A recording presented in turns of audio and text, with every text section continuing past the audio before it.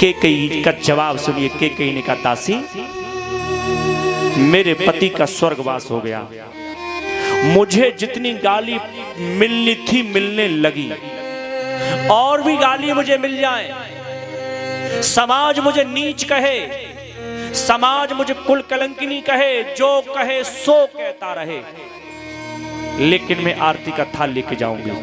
क्यों?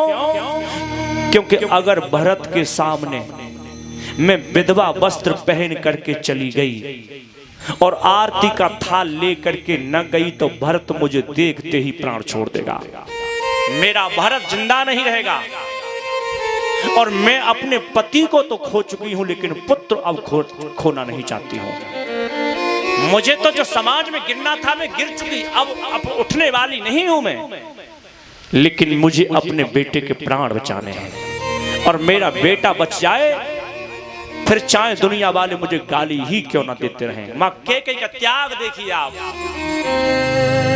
सज आरती मुदित उठ धाई, द्वारे ही भेंट भवन ले आई। अंदर भी नहीं भरत जा पाए, आरती का थाल लेकर के मां दौड़ी है कि मेरा भरत कहीं भवन में अंदर ना आ जाए तो उससे पहले ही बाहर चली जाऊं। क्योंकि मां को चिंता थी कहीं द्वार पर कोई ऐसा मिल जाए मुझसे पहले जो भरत को ये कह दे कि तुम्हारे पिताजी खत्म हो गए हैं, तो मेरा भरत तो मुझे मिल ही नहीं पाएगा, मेरा भरत मर जाएगा। क्योंकि बेटे को मां से ज्यादा संसार में कोई नहीं जानता है। मैया आरती का थाल लेकर के भागी है और प्रसन्न चित्त होकर के भागी है, तो श्री भरत ने मां को देख लिया है। और मां को देख करके जिसकी धड़कन तेज हो रही थी, बार बार बढ़ रही थी, उनकी धड़कन नॉर्मल हो गई, सामान्य हो गई। और श्री भरत की मैया ने आरती उतारी है। आरती उतार करके श्री भरत का हाथ पकड़ा और भरत से कहा, भरत बेटे चलो अंदर चलो। जी मैया। भरत का हाथ पकड़ करके केकई अंदर की ओर ले गई हैं। लेकिन आज एक बदलाव हुआ। क्या? कि इससे पहले भरत और शत्रुघ्न जब भी दोनों साथ आते थे तो माता दोनों बेटाओं का हाथ पकड़ के अंदर ले जाती थी, लेकिन आज शत्रुघ्न दरवाजे पर खड़े रह गए हैं और श्री भरत का हाथ पकड़ के मैया भीतर ले गई है। भरत बार बार मुड़ के देख रहे हैं, कहते हैं मैया अरे मेरा छोटा भैया बाहर खड़ा रह गया। केकई ने कोई जवाब नहीं दिया। केकई आज पक्षपात कर गई हैं, श्री भरत को अंदर भवन में ले गई हैं। भरत जी इशारा कर गए हैं शत्रुघ्न को, शत्रुघ्न तुम भी आ जाओ भैया। और जैसे ही महल के अंदर पहुंचे, पलंग पर श्री भरत बैठे हैं और मैया पूछती हैं, भरत मेरी ननिहाल में कैसे हैं सब? तेरे मामा कैसे रहते हैं, तेरी मामी कैसे रहती हैं? श्री भरत कहते हैं, मैया मामा ठीक रहते हैं, तुम्हारी याद बहुत करते हैं। अच्छा? हाँ मैया, और पूरा परिवार ठीक है, लेकिन माँ ये बता, मैंने तेरे मायके का तो हाल बता दिया, अब तुम तो मेरे मायके का हाल बताओ, मेरे मायके में क्या हो रहा है? और जिसका डर था वही बात होने जा रही है। केकई को पता था कि ये भरत मुझसे पूछेगा, लेकिन मैया अब शांति को प्राप्त हो गई थी। मां को पता था कि भरत अब मुझे मारने के लिए तो तैयार होगा, लेकिन मरने के लिए तैयार नहीं होगा। और मेरा बेटा मुझे मार दे, गम नहीं है, लेकिन मेरा बेटा स्वयं न मर जाए, इस बात का गम है। और मैया केकई ने बताना प्रारंभ कर दिया, भरत ज्यादा कोई बड़ी बात नहीं है बेटे, तो छोटी सी बात है। क्या? तेरे पिता के पास में मेरे 2 वरदान थे बेटे, और मैंने 2 वरदान मांग लिए। क्या वरदान मांगा मां? तात बात में सकल सवारी, भई मंथरा सहाय बेचारी। भरत की खोपड़ी ही घूम गई। जैसे इसने कहा बेटे चिंता मत कर, सारी बात मैंने बना ली और मेरी सहायता मंथरा ने की है। भरत की खोपड़ी घूम गई। भरत ने कहा मां, क्या शेरनी की सहायता स्यारनी करेंगी? क्या मेरी मां की सहायता एक दासी करेगी? मेरे पिताजी कहां गए थे? मेरी बड़ी मैया कहां गई थी? मेरी बीच की मैया कहां गई थी? तेरी सहायता करने की क्षमता क्या मंथरा में पैदा हो गई? क्या बड़े वंश की महिलाओं की सहायता और दासियां करेंगी? श्री भरत समझ के कुछ अनहोनी हो गई है, क्योंकि जहां शेरनी सहायता स्यारनी से मांगने लगे, वह शेरनी सामान्य नहीं रह जाती है। आज भरत ने कहा मां, मंथरा ने क्या सहायता की तुम्हारी? बेटे सहायता की बहुत, लेकिन सहायता मैं पहला वरदान मैंने ये मांगा कि तेरे लिए राज तिलक मांग लिया। अच्छा भैया, हाँ, लेकिन कछुक बात विधि बीच बिगाड़ियो। बेटे लेकिन बात बनाते बनाते कुछ बात बिगड़ गई। अब मैं आपसे पूछता हूं, जिसका पति खत्म हो जाए उसका कुछ बात बिगड़ती है कि सब बिगड़ जाता है? लेकिन कछुक बात बोली है कि कहीं नहीं। क्यों? क्योंकि अगर बहुत कुछ बोल देगी तो भरत सहन नहीं कर पाएगा। इसीलिए बड़ी बात को छोटा कैसे करके भरत के सामने बोला जाए, मां बोल रही है। कछुक बात विधि बीच बिगाड़ियो। भूपति सुरोपते पुर पगधारियो। बेटे कुछ बात बिगड़ गई, तेरे पिताजी स्वर्गवासी हो गए। और जैसे ही पिता का स्वर्गवास सुना, श्री भरत तात तात हातात पुकारी। पिता पिता कह करके भरत धड़ाम से धरती पर गिर पड़े हैं। और जैसे भरत धरती पर गिरे, मां बेचैन हो गई। भरत को थोड़ी देर में चेतना लौट करके आई है। श्री भरत ने कहा मैया, मेरे पिताजी को ऐसा कोई रोग तो नहीं था जिससे कि मेरे पिताजी अचानक शरीर छोड़ जाएं? मेरे पिताजी को किसी राजा ने युद्ध में परास्त तो नहीं कर दिया था? क्योंकि जिसके राम जैसे बेटे हों उस राजा को परास्त कौन कर सकता है धरती पर मां? और अगर कोई बीमारी थी तो फिर मुझे क्यों नहीं बुलवाया गया था? इतनी बड़ी घटना हो गई, कोई तो कारण रहा होगा। तब मां जानकी ने अगली बात बोल दी। ओके, कहीं ने अगली बात बोल दी। कहा बेटे, तेरे पिता के पास में दूसरा वरदान मेरा था, उसमें मैंने राम को 14 वर्ष का वनवास मांगा है। और जैसे राम वन गमन सुना है, श्री भरत पिता का मरण भूल गए हैं, भैया का वन गमन सुन करके रो पड़े। श्री भरत ने कहा मां, तूने ये क्या कर दिया? 2 कदम भरत श्री पीछे हट गए हैं और बहुत देर तक मां को देखते रहे हैं। मां ने पूछा है भरत से, भरत क्या देखते हो मेरी ओर? श्री भरत कहते हैं, मैं तुमसे पूछना चाहता हूं, तुम कौन हो? क्योंकि तुम मेरी मां तो नहीं हो सकती हो। धीरज धर भर ले उसासा और पापिन सबहीं भात कुलनासा। बहुत देर तक भरत बोल नहीं पाए, देखते रहे। मां ने पूछा क्या देखता है मेरी ओर? मैं देख रहा हूं, तू कौन है? तू मेरी मां नहीं है, कुल कलंकिनी कोई और आ गई है। हे पापनी, तूने मेरे खानदान को ही खा लिया। पापिन सबहीं भांत कुलनासा, जो पे कुरुचि रहीयते तो ही जनमत काहे न मारे मोई। अगर तेरे ये विचार थे तो अच्छा होता, पैदा होते ही तू मेरा गला ऐंठ के मुझे मार देती, तो कम से कम ये राम वनवास का कलंक मेरे माथे पर तो न लगता। तूने तो मुझे कहीं मुंह दिखाने के लायक नहीं छोड़ा। और श्री भरत मां को अपशब्द बोलते बोलते इतना कह गए, मैया सुनो, बरमागत और भई नहीं पीरा।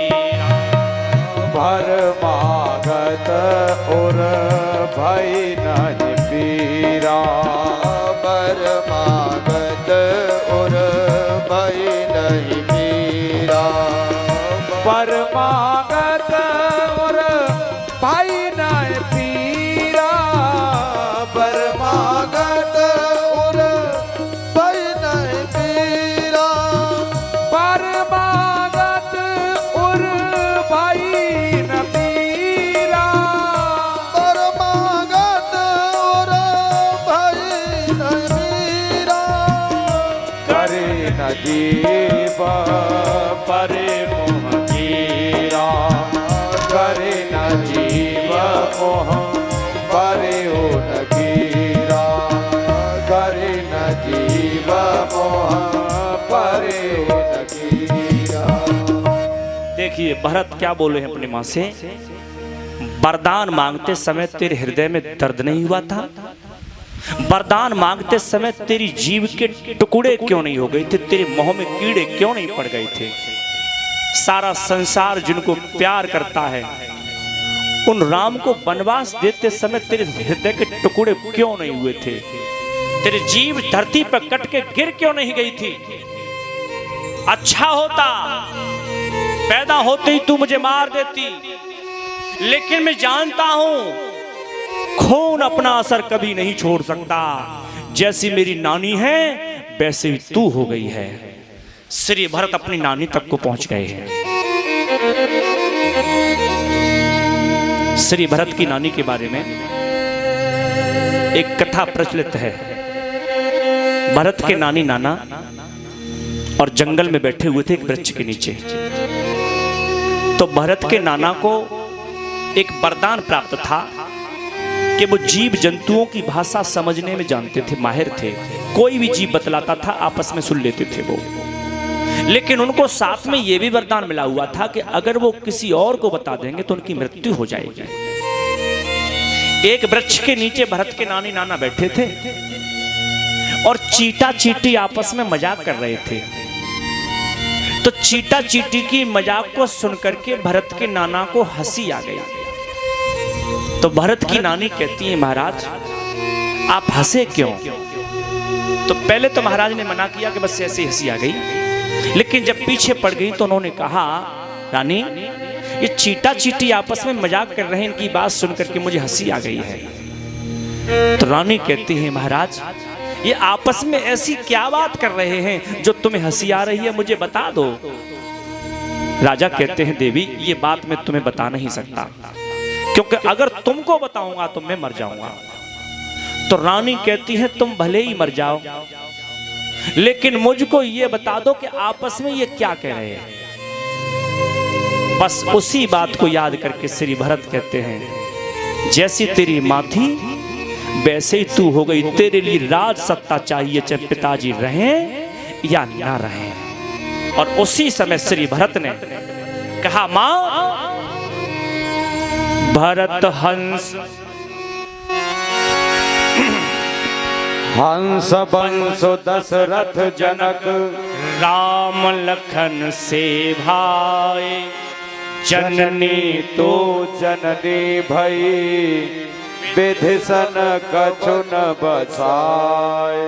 मां तू अपनी मां से बिल्कुल कम नहीं है, और तूने ऐसा कलंक मेरे माथे पर लगाया है कि मैं अब सारे संसार में घूमूंगा और मुझे लोग कलंकित की दृष्टि से देखा करेंगे कि अपयश का भागी तुमने।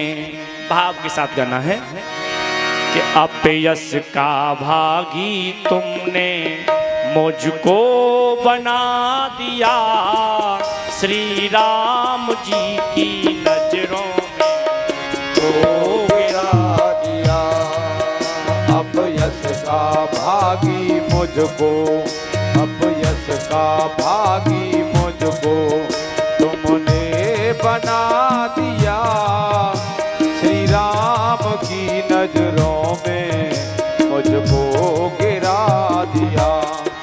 ओ श्री राम की नजरों में मुझको गिरा दिया। अपयश का भागी मुझको, अपयश का भागी मुझको तुमने बना दिया। श्री राम की नजरों में मुझको गिरा दिया। ओ श्री राम की नजरों में मुझको गिरा दिया।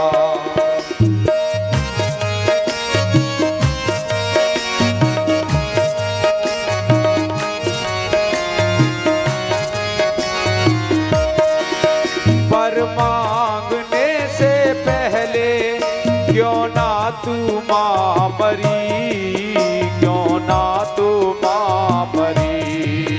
पर मांगने से पहले क्यों ना तू मां मरी, क्यों ना तू मां मरी।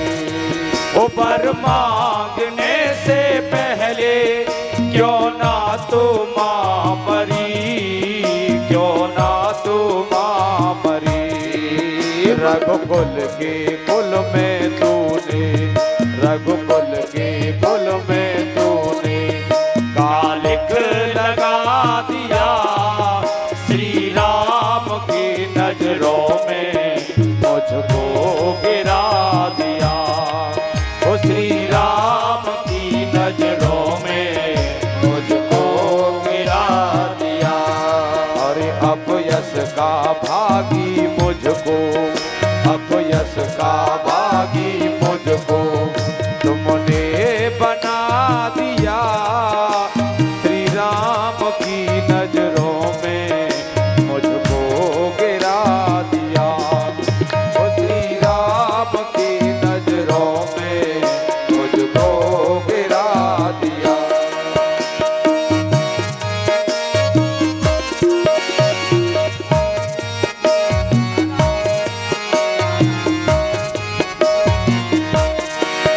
दशरथ पिता मिले थे श्री राम से भाई, श्री राम से भाई। दशरथ पिता मिले थे श्री राम से भाई, श्री राम से भाई। ओ दशरथ पिता मिले थे श्री राम से भाई, श्री राम से भाई। विधना ने पैदा फिर क्यों, विधना ने पैदा फिर क्यों तेरी कोख से किया। श्री राम की नजरों में मुझको गिरा दिया। श्री राम की नजरों में मुझको गिरा दिया। अपयश का भागी मुझको, अपयश का भागी मुझको तुमने बना दिया। श्री राम की नजरों में मुझको गिरा दिया। श्री राम की नजरों में मुझको गिरा दिया।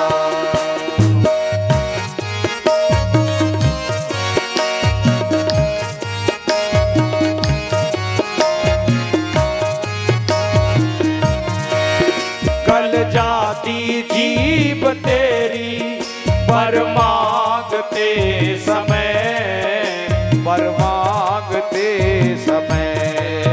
गल जाती जीभ तेरी पर मांगते समय, पर मांगते समय। ओ गल जाती जीभ तेरी पर मांगते समय, पर मांगते समय। टुकड़े हुए ना दिल के, टुकड़े हुए ना दिल के पाषाण कर हिया। श्री राम की नजरों में मुझको गिरा दिया। श्री राम की नजरों में मुझको गिरा दिया। और श्री राम की नजरों में मुझको गिरा